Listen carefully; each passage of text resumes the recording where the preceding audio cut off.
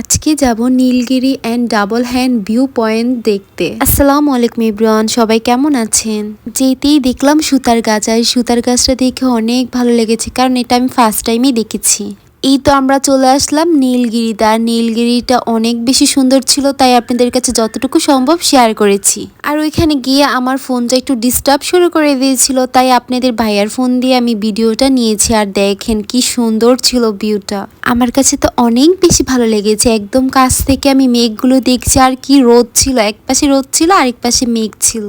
আর আপনাদের ভাইয়া আমাকে ঘুরে ঘুরে দেখাচ্ছে আর বুঝাচ্ছে। আর এখানে গড়গুলো অনেক বেশি সুন্দর ছিল, আর এখানে রেস্টুরেন্টও রয়েছে। আপনাদের যদি খিদা লাগে এখান থেকে আপনারা কিছু খেতে পারেন, বাট বাহিরের প্রাইস থেকে এখানে প্রাইসগুলো একটু বেশি ছিল। আর হবেই তো, এটা তো ভিতরে ছিল নীলগিরি, সেজন্য। আর এখানে সবাই পর্যটন করতেই আসে, সবাই এখানে অনেক ধরনের ছবি তুলছিল, বাট আমরা দেখে নিচ্ছি অ্যান্ড ঘুরছি, অনেক বেশি এনজয় করেছি। এখানে আমরা অনেকক্ষণই ছিলাম, আমরা অনেক এনজয় করেছি, বাট আপনাদের কাছে আমরা দেখাতে পারছি না, যতটুকু সম্ভব ততটুকুই আমি আপনাদেরকে দেখিয়েছি। আমি জানি না ফোনে আপনারা বুঝতে পারছেন কিনা, বাট বাস্তবে একদম মনে হচ্ছিল যে মেঘগুলো কাছে চলে এসেছে।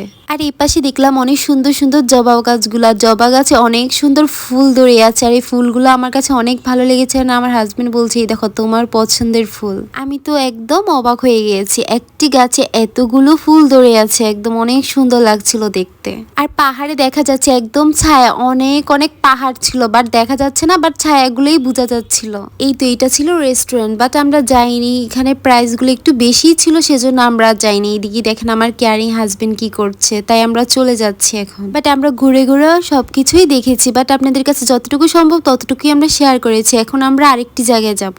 আর আমার নীলগিরি অনেক বেশি ভালো লেগেছে, আর এখানে অনেক কিছু আপনারা কেনাকাটাও করতে পারবেন, বাট আমরা এখান থেকে কিনিনি, কারণ আমরা আগের দিনেই সবকিছু শপিং করে রেখেছিলাম। আপনারা যদি বান্দরবান আসেন অবশ্যই নীলগিরি ঘুরে আসবেন, নীলগিরির জায়গাটা অনেক বেশি সুন্দর ছিল। দেন আমি দূর থেকে দেখলাম অনেক সুন্দর সুন্দর পেঁপে, আর পেঁপে দেখে তো আমার একদম খেতে ইচ্ছে করছিল, আমার তো বিশ্বাসও হচ্ছিল না এই বড় পিসটা একদম 10 টাকা, বা ঢাকায় এটার প্রাইস 40-50 টাকা তো অবশ্যই হবে। এটা ফোনে হয়তো ছোট বোঝাচ্ছে, বা বাস্তবে অনেক বেশি বড় ছিল এই পিসটা। একটা পিস খেয়ে আমার একদম পেট ভরে গেছে। দেন আমরা এখান থেকে কাঁচা রসুন নিয়ে নিলাম, আর রসুনটা দেখে অনেক বেশি ভালো লাগছিল, কারণ ওনাদের গাছের ছিল। এখন আমরা যাব ডাবল হ্যান্ড ভিউ পয়েন্টে। আর বান্দরবান আসলে সবাই এখানে অবশ্যই তো আসেন, কারণ এইখানে ভিউ অ্যান্ড পিক গুলা বেশি সুন্দর হয়। দেন আমি আর আমার হাজবেন্ড মিলে কয়েকটা ছবি তুলে নিলাম, আর এটা তো আপনাদের কাছে আগে আমি শেয়ার করেছি, অবশ্যই আপনারা এগুলো দেখে নিয়েছেন আগেই। আর এই জায়গাটা অনেক বেশি সুন্দর ছিল। আমরা যখন ফার্স্ট এখানে এসেছি তখন কোনো মানুষ ছিল না, বাট পরে অনেক মানুষ হয়ে পড়েছিল। দেন আমরা ছবি তুলে চলে গিয়েছিলাম। আর এখানে বেশিরভাগ মানুষ আসে কারণ ডাবল হ্যান্ড থাকে, সেজন্য